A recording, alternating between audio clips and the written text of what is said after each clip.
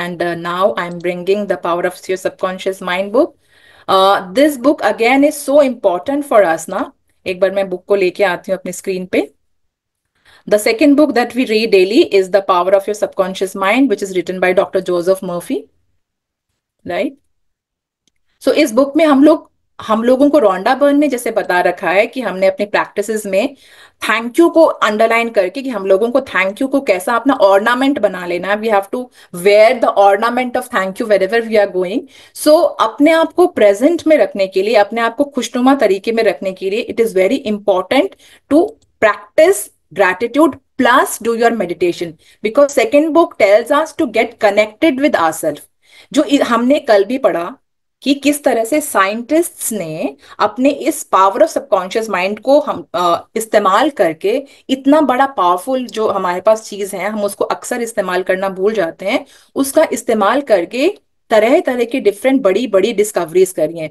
जो हमारा अवचेतन मन है वो एक्चुअली बहुत ज्यादा पावरफुल है.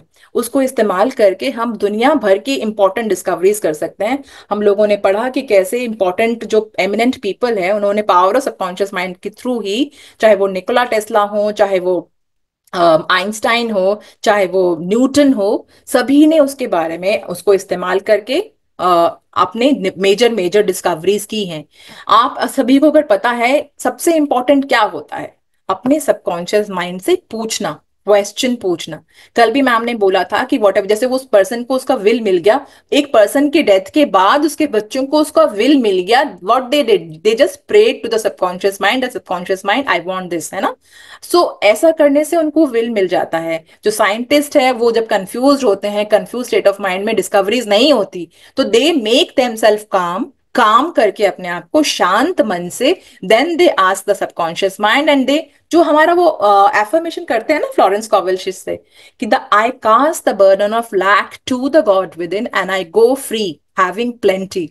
यानी कि आप जब अपने क्वेश्चन को, अपने लाइफ को समर्पित कर ही चुके हो यूनिवर्स के पास या अपने सबकॉन्शियस या सुपर कॉन्शियस के पास, फिर चिंता काहे की, फिर ये लैक की फीलिंग काहे की, क्योंकि हमने तो कर ही दिया है ना सरेंडर अपना सब कुछ. तो the moment you have a desire, जिस भी मोमेंट में आपके मन में कोई भी डिजायर आता है, कोई भी ड्रीम आता है, that moment universe creates it in the invisible realm. You have to stay calm and composed to bring that thing into your daily life. This is so important for us to understand कि हम लोगों ने अपनी dreams के बारे में लिख दिया है, हमको पता है कि ये हमारी ड्रीम है, तो फ्रैजल्ड होने की, परेशान होने की जरूरत है ही नहीं. अपने जो है अपनी पावर पर का ध्यान रखो, अपने कर्म को करते रहो, अपने आप वो चीज आपके पास आ जाएगी. So we have to start from here the secret of guidance. The secret of guidance or right action is to mentally devote yourself to the right answer until you find its response in you. The response is a feeling, an inner awareness, and an overpowering hunch whereby you know that you know. You have used the power to the point where it begins to use you. You cannot possibly fail or make one false step while operating under the subjective wisdom within you. You will find that all your ways are pleasantlessness and all your paths are peace. Pleasantlessness नहीं है, pleasantness. Sorry. Yeah, Pleasantness yeah. and highlights to recall. Remember that निधि एक second निधि. सो इसमें क्या बताया हुआ है कि when you have asked this, मतलब मेक इट अ हैबिट, कि कुछ भी नहीं हो रहा है ना लाइफ में, कुछ समझ में नहीं आ रहा है, कोई छोटी से छोटी चीज अगर हो, आपकी कोई चीज नहीं मिल रही है, या कई बार ऐसा होता है ना कि जैसे हम लोग बचपन में करते थे ना, वो फ्लावर लेके, he loves me not, he loves me not. तो even if it the question like this, छोटा सा क्वेश्चन अगर है, वो भी कहाँ से आता था, हम लोगों को लगता था कि हाँ अगर लास्ट में एक पेटल बच जाता ना, या ही लव्स मी, और अगर नहीं बचता था तो कोई बात नहीं. तो वो वाला जो फीलिंग आता ना, play this with subconscious mind also. Newton को जब उनको इस बात का हंच आया था कि भाई वो जब एप्पल जब फॉल कर रहा था पेड़ में से, तब एक्चुअली क्या कर रहे थे वो, उस टाइम वहां पर जो है प्लेग चल रहा था यूरोप में, तो it was holiday for him. He was just resting under the tree and then he notice the apple falling into the ground. तो उससे पहले ना उसके दिमाग में ये चलता था कि हम लोग जैसे अर्थ पे पैर रखते हैं, चलते हैं, तो उसके दिमाग में एक क्वेश्चन रहता था कि कैसे होता है, क्या मून पे भी ऐसा होता होगा या किसी और प्लैनेट में भी ऐसा होता होगा, ग्रेविटी जो है। तो उसके दिमाग में ना ये क्वेश्चन चलता रहता था। वो इनर गाइडेंस जो है, वो इनर विजडम जो है, हम सभी के अंदर रहता है। लेकिन there is a time when your mind is actually calm and peaceful, that time you get those hunches. Apple तो पहले भी गिरते थे ना पेड़ से, लेकिन उनको वो तब इसलिए पता चला क्योंकि he was open and receptive to all that things. उसने पूछ रखा था अपने सबकॉन्शियस माइंड से, उसको ये गाइडेंस आया कि वो जो एप्पल गिर रहा है वहां से, उसने वो वहां जब फॉल किया, यानी कि ग्रेविटी है जो कि अर्थ में फॉल किया। फिर उन्होंने इस बात को ढूंढा कि जैसे हमारे अर्थ में ग्रेविटी है, वैसे ही मून में ग्रेविटी है, वैसे ही थोड़ा ग्रेविटी, जितना बड़ा मास होगा ना ग्रेविटी उतना ज्यादा होगा। अब जुपिटर का ग्रेविटी इतना ज्यादा है कि हम लोग उसके सामने भी नहीं जा सकते हैं, अर्थ जैसा चीज भी उसके सामने बहुत ही छोटी सी चीज है। और उसी की ग्रेविटी के कारण जो है वो बड़े बड़े मिट्योर्स को, बिल्कुल जैसे गुरु क्यों बोलते हैं उसको, गुरु इसीलिए बोलते हैं ना, जैसे गुरु आपको आपके पास आने वाली परेशानियों से बचाता है, आपको रास्ता बताकर, उसी तरह से जुपिटर जो है ना, वो मिट्योर्स और बहुत ही हार्मफुल हार्मफुल बड़े बड़े पत्थरों को ना उसका एटमोसफेयर पहले ही अब्सॉर्ब कर लेता है, अर्थ तक वो आने ही नहीं देता।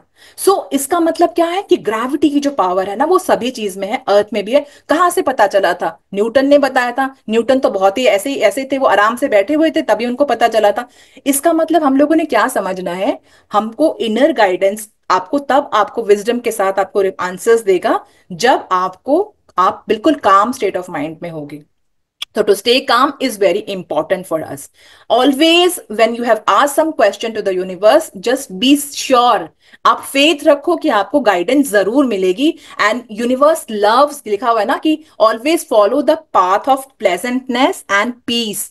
जब आप काम स्टेट ऑफ माइंड में रहोगे, आप प्लेजेंट माहौल में अपने आप को रखोगे, आपका दिमाग पीसफुल होगा, तब जो है ना आप उन हंचेस को आएंगे। देखो universe talks to you every time, all the time universe is talking to you. आप किसी पीपल के बारे में, लाइक किसी पर्सन के रूप में, किसी थिंग के रूप में, किसी सर्कमस्टांस के रूप में, universe is always trying to communicate with you. तो इस कम्युनिकेशन को समझने के लिए, अब जैसे मैं लबल ऐसे से बोल दूं, बहुत ही रैपिडली रैपिडली रैंडमली बोलूं, नहीं समझ में आएगा ना आपको, क्योंकि मैं ही काम नहीं हूं। तो आप जब काम होगे तब आपको यूनिवर्स की बातें बिल्कुल अच्छे से समझ में आएंगी, आपको पता चल जाएगा। कई बार हम लोगों को लगता है ना कि मेरे पास ये भी आया, वो भी आया, वो भी आया, लेकिन मैं ये कैसे अश्योर करूं कि ये मेरा आंसर था। तो वो आपके पास विजडम अपने आप है, आपको पता चल जाएगा जब आप काम स्टेट ऑफ माइंड में रहोगे।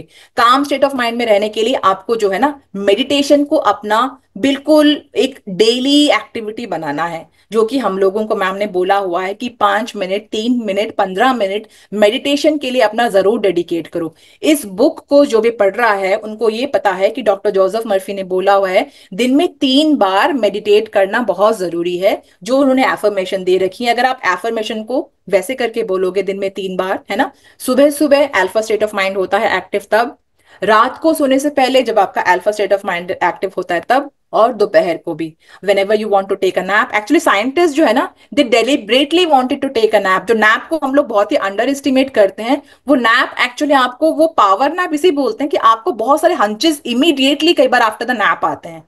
लेकिन वो नैप ऐसा नहीं होना चाहिए कि 1 घंटे का, 2 घंटे का, इतना बड़ा नैपा हो जाता है, वो तो नैप नहीं होना चाहिए। छोटा सा 20 मिनट का नैप रख लो, आप 30 मिनट्स का ले लो, नॉट मोर देन 30 मिनट्स, है ना। वो आप नैप लो, आपको फिर से उस टाइम जो है ना आपका स्लीपी ड्राउजी स्टेट होता है। आपको बहुत सारे हंचेस आते हैं, आपने जो भी सवाल पूछा आपको हंचेस का आएगा। ठीक है, हाँ जी निधि पढ़ो फिर। Remember that the subconscious mind has determined the success and wonderful achievements of all great scientific workers. By giving your conscious attention and devotion to the solution of perplexing problem, your subconscious mind gather all the necessary information and present it full blown to the conscious mind. If you are wondering about the answer to a problem, try to solve it objectively. Get all the information you can get all the information you can from research and also from others. If no answer comes, turn it over to your subconscious mind prior to sleep, and the answer always comes. It never fails. You do not always get the answer overnight. Keep on turning your request over to the subconscious until the day breaks and the shadows flees away. You delay the answer by thinking it will take a long time or that it is a major problem. Your subconscious has no problem. It knows only answer. Believe that you have the answer now. Feel the joy of the answer and the way you would feel if you had the perfect answer. Your subconscious will respond to your feeling. Yes, one moment, Nidhi. So the subconscious mind always responds to your frequency. You have to watch in what frequency you are floating in right now. तो अगर scientist ने इतनी बड़ी बड़ी discoveries अगर की हैं अपने सबकॉन्शियस माइंड पर रिलाई करके उन पर भरोसा करके, तो we can not like can we not solve the pettiest of problem that we have in our life. तो इन्होंने बोला ना, इतना ब्यूटीफुल लगा मुझे कि सबकॉन्शियस माइंड के पास कोई सवाल नहीं होता, उसके पास खाली आंसर्स ही होते हैं। रोंडा वन ने हम लोगों को बोला हुआ है ना डे नंबर 18 में कि do not focus on the problems that you have, focus on the solution. Be solution oriented, do not be problem oriented, because problem को तो हमने सबकॉन्शियस माइंड को दे दिया ना। जो भी हमारे दिमाग में क्वेश्चन था उसको सबकॉन्शियस माइंड को दे दिया, तो प्रॉब्लम तो उसके पास चलेगी। हमारे पास क्या है, हमारे पास जो हमारा काम है, जो हमारा कर्तव्य है, हम उसको करते रहेंगे। सबकॉन्शियस माइंड अपने आप से आपको हंचेस के फॉर्म में आपको आंसर दे देगा, फिर आप उस पर काम करोगे। Just suppose it becomes difficult for you to आपने क्या पहनना है, कल को पार्टी है और आपने क्या पहनना है, उसके लिए भी इस सिंपल से क्वेश्चन का जवाब भी आप अपने सबकॉन्शियस माइंड से पूछो। आपके पास सवाल है लेकिन सबकॉन्शियस माइंड के पास उसका जवाब है, अपने आप ही आपको पता चल जाएगा कि आप पूछ कर तो देखो, आप जो पावर है उसका इस्तेमाल तो करके देखो। आप इस्तेमाल कर, फिर हमको कई बार लगता है ना कि मैंने तो पूछा था जवाब तो आया नहीं, जवाब तो आया नहीं। Do not be so desperate to get the answers, have faith, है ना। क्योंकि हम लोग रोज सुबह, ये वाला आप याद रखो, रोज सुबह मैम कितने टाइम से हम लोगों को बोला हुआ है कि हम लोगों ने अपना बर्डन जो है ना, ये सारा का सारा बोझ हमारे सिर पे तो है ही नहीं ना, हमने तो अब ऑलमाइटी को दे दिया है वो सारा का सारा, हमारा सिर तो बिल्कुल फ्री है। तो सिर के अंदर जब बोझ ही नहीं है तो हम लोग फ्रीली जा सकते हैं। हमने पूछा है तो हमें जवाब मिलेगा ही मिलेगा, हैव दैट फेथ। आइंस्टाइन तब 16 साल के थे, जब 16 साल के थे तब उनके दिमाग, तब उन्होंने साइंटिस्ट तब तक बने नहीं थे, तब उन्होंने उनको दिमाग में ना हमेशा ये आता था कि जो लाइट जो आ जा रही है ना, कि अगर मैं लाइट के साथ साथ बाइसिकल अपना चला पाऊं तो कितना मजा आए, क्योंकि लाइट बहुत तेज तेज आती है ना। आपने कमरे में लाइट रोशन करी तो दूर तक अंधेरा होना, दूर तक वो रोशनी चली जाती, light travel so fast, speed of light सबसे ज्यादा स्पीडी चीज है, हम लोगों को पता है। तो आइंस्टाइन वाज ऑलवेज थिंकिंग कि कैसा ऐसा नहीं हो सकता कि मैं बाइसिकल ले लूं और है ना लाइट के साथ साथ चलूं, तो ऐसा। तो वो पूछता रहता था अपने सबकॉन्शियस माइंड से, है ना। ये बच्चों और यूनिवर्स को ना ये बचकाने क्वेश्चंस बहुत पसंद होते हैं, क्योंकि you are a kid after all. So उनको ये हंच पता है कब आया था थ्योरी ऑफ रिलेटिविटी का, जब वो 16 साल के थे, वो काम कर रहे थे। He was not even a scientist that time, he was not a scientist that time, he was just working as a clerical staff. तो हंचेस लाने के लिए आपको कोई सिद्धि वृद्धि करने की कोई जरूरत नहीं है। ऐसा नहीं है कि आप अभी बहुत ही सिद्ध महात्मा पुरुष हो गए, या आपने बहुत सारी लर्निंग्स कर ली, आपने पावर ऑफ सबकॉन्शियस माइंड को घोट घोट के पी लिया तब आपके पास आएगा आंसर, ऐसा बिल्कुल भी नहीं है। Even if you have started your journey today and you start practising today, you will definitely get the answer. उसके लिए आपको साइंटिस्ट बनने की कोई जरूरत नहीं है, उसके लिए आपको ऐसा नहीं है बहुत ही क्रिएटिविटी करने की जरूरत है, ऐसा कुछ भी नहीं है। आपको पता है एक ना वो किया गया था, एक ना एक्सपेरिमेंट किया गया था बहुत सारे लोगों के ऊपर। सबसे पहले उन्होंने बच्चों पे एक्सपेरिमेंट किया, तो बच्चों को उन्होंने कुछ सवाल दिए थे। छोटे बच्चे थे वो, 7 इयर्स की एज तक के थे वो बच्चे, उनको सवाल दिए थे। तो उन बच्चों ने जो सवाल है ना उनको सॉल्व कर, उन्होंने फिर उनको मेमोरी को टेस्ट किया, क्योंकि हम लोग ये बोलते हैं ना कि एक बार आपने जो पढ़ा आपको 90% उसका याद, 20% is only that you get retained after that, after उस दिन के बाद आपको 20% ही याद रहता है। लेकिन आपको बच्चों को जब उन्होंने एग्जामिन किया ना, बच्चों को पता है मोर देन 90% बच्चों को याद था कि उनको क्या पढ़ाया गया था, छोटे बच्चे। पर फिर उन्होंने देखा कि उनको बहुत ही मैसिव रिस्पॉन्स लगा, फिर उन्होंने टीनेजर्स पे ये वाला ट्राई किया कि टीनेजर्स पे ट्राई करते हैं कि उनको कितना याद रहता है। हाँ, तो उन्होंने टीनेज, जब वही बच्चे थे वो सिलेक्टिवली वही बच्चे के ऊपर हो रहा था एक्सपेरिमेंट, उन्होंने टीनेजर्स के ऊपर जब ट्राई किया तो टीनेजर्स में से 50% टीनेजर्स को याद था कि वो क्या करवा पा रहे थे, क्या उनको बताया गया था या क्या क्वेश्चंस पूछे गए थे, उनसे 50% को याद था। Then they practised it, then they try to experience it with the adults, आपको पता है एडल्ट्स को, खाली 20% एडल्ट्स को याद था कि क्या हुआ था, क्या बात पूछी गई थी। वाई? इसका मतलब आप ये देखो, जब हम एडल्ट होते हैं हमारे दिमाग इतना परेशान रहता है, it wanders here and there, we get frazzled all the time, that is why we do not get the inner guidance. But बच्चे में, जब वो बिल्कुल बच्चा होता है, जब उसको स्ट्रेस इस तरह का कुछ भी नहीं होता, he is just behaving like a child, that time उसको सारी चीजें याद रहती हैं।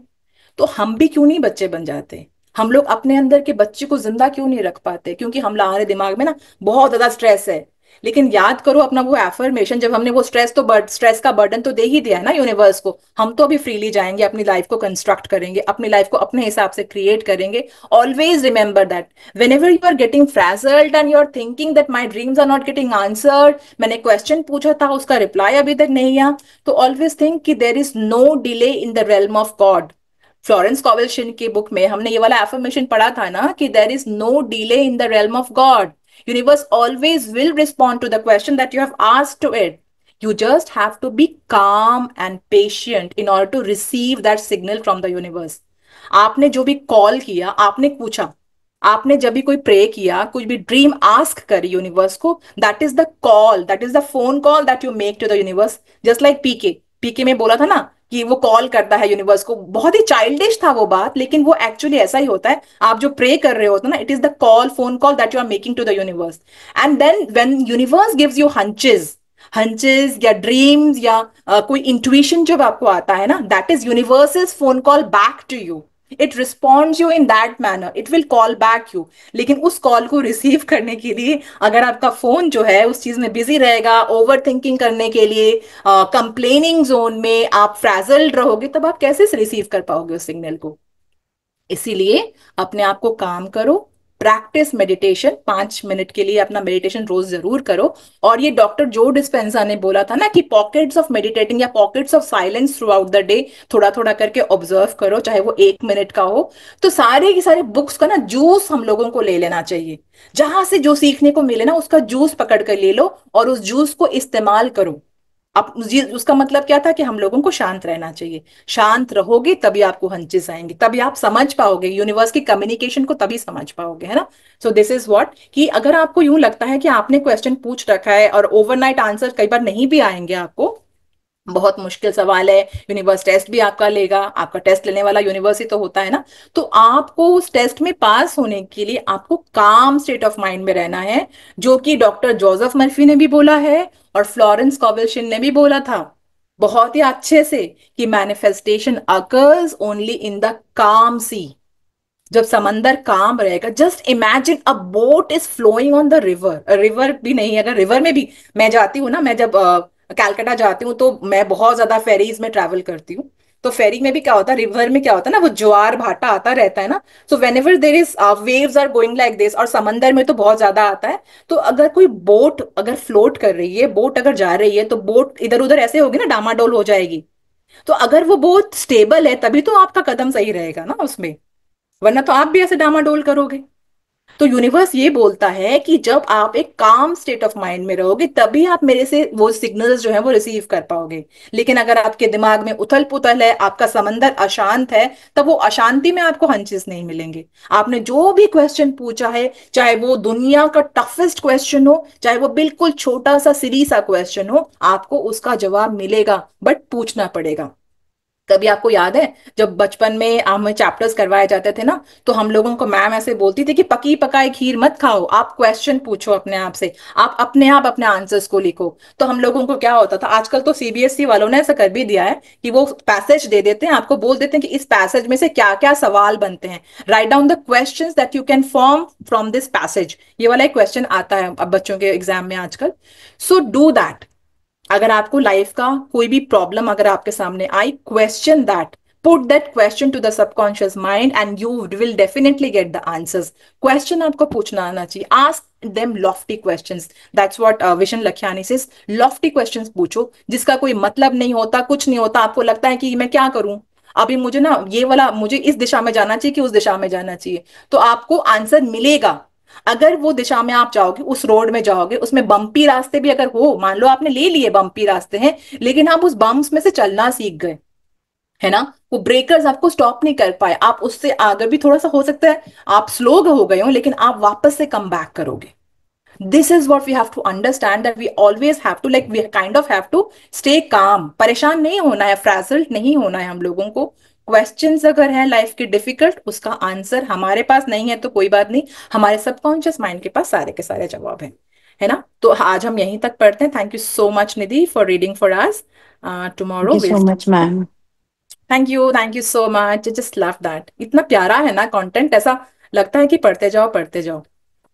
या So, thank you so much, everyone, for listening to so me. Much. Thank you for this, for your participation in this beautiful program of changing your life wherever you are standing right now. कहीं पर भी हो, कैसे भी आपकी मानसिक स्थिति है, कैसे भी आपकी फिनेंशियल स्थिति है, कैसे भी आपकी हेल्थ के कंडीशंस है, फिजिकल कंडीशंस कैसे भी हो, आप अपनी लाइफ को इसी मोमेंट से चेंज कर सकते हो, because your life starts where you are standing right now.